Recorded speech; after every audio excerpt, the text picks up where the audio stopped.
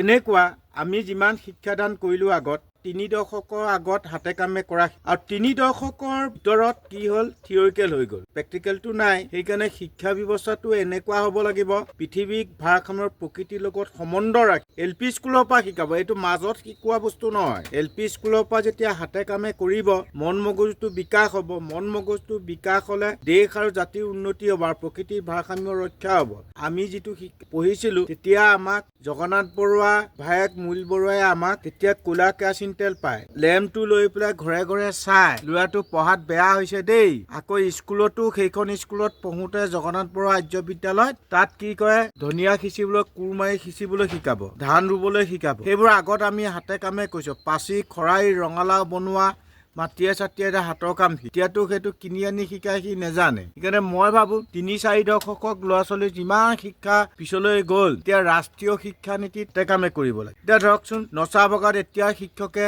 নিজেও নাচিব লাগে ল'ৰা ছোৱালীও নচুৱাব লাগে মাষ্টৰমে এতিয়া শিক্ষাটো এইটো 24 বছৰ লাগিব সেই ল'ৰা ছোৱালীখিনি যেতিয়া ভাৰতীয় প্ৰশাসন এডুকেশ্যনত আহি যাব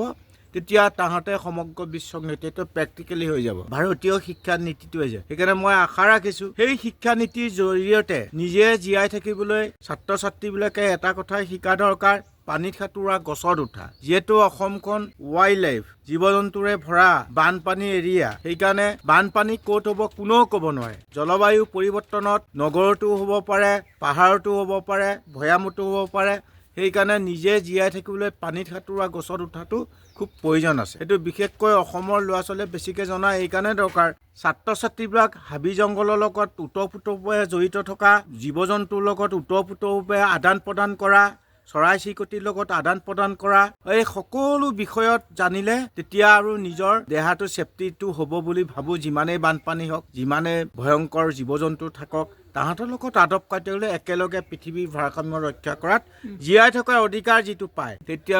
সুন্দৰকৈ জীয়াই থকাটো ব্যৱস্থা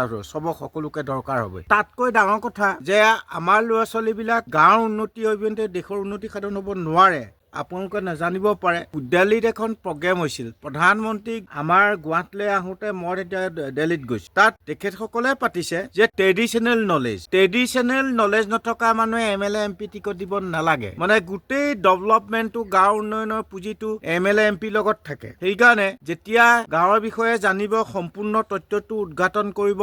মানে ডেভেলপমেণ্ট কৰিবলৈ হ'লে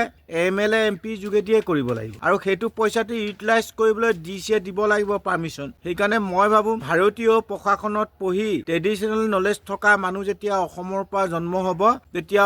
অসমখন সোনকালে উন্নতি হ'ব অকল অসমৰ বুলি নহয় ক'লে নহ'ব ভাৰতীয় বুলি ক'লে পৃথিৱীৰ ল'ৰা ছোৱালীবোৰ তাত প্ৰেক্টিকেল নলেজ কিছুৱে 2 বছৰ কৰে কিছুৱে 3 বছৰ কৰে তেনেকুৱা বোলে তাহাঁতে PhD ল'বৰ কাৰণে যিটো যুঁজা কৰিছে আৰু তাত প্ৰেক্টিকেলি নলেজ লৈ মোৰ তাত 2 বছৰ 3 বছৰ কাম কৰি তেওঁলোকে PhD ল'বলৈ দেহৰাদুনতে হওক বা বিদেশতে হওক জাৰ্মানীতে হওক গুচি গৈছে আৰু তেওঁলোকে ইয়াৰ পৰা যিখিনিয়ে কয় সোনকালে প্ৰেক্টিকেল থকাৰ কাৰণে সোনকালে PhD লয় আৰু সেইকাৰণে তেওঁলোকক ধন্যবাদ জনাইছোঁ যে প্ৰকৃতিৰ লগত সম্বন্ধ ৰাখি সেইখন হাবিৰ পৰা যিখিনি পৃথিৱীৰ ল'ৰা ছোৱালীয়ে PhD লৈছে তাহাঁতে সোনকালে ডিগ্ৰী লৈছে আৰু তেনেকুৱা কাম কৰিবলৈ নতুন প্ৰজন্মক সেইবোৰ শিক্ষা প্ৰদান কৰিবলৈ মই অনুৰোধ কৰে বিশেষকৈ দেহৰাদুনত IFSৰ 45জন ছাত্ৰ ছাত্ৰী আহিছিল তাত যে অকলে গঢ়া হাবিখন চাবলৈ গতিকে অকলে গঢ়া হাবিখন চাওক আজি তেওঁলোকে IFS IPS পঢ়িব পাৰে কিন্তু তেনেকুৱা এখন প্ৰকৃতিত সৃষ্টি কৰিব নোৱাৰে এইকাৰণে মই ভাবোঁ মই হাতে কামে কৰি জানি কৰিছোঁ নেজানি কৰিছোঁ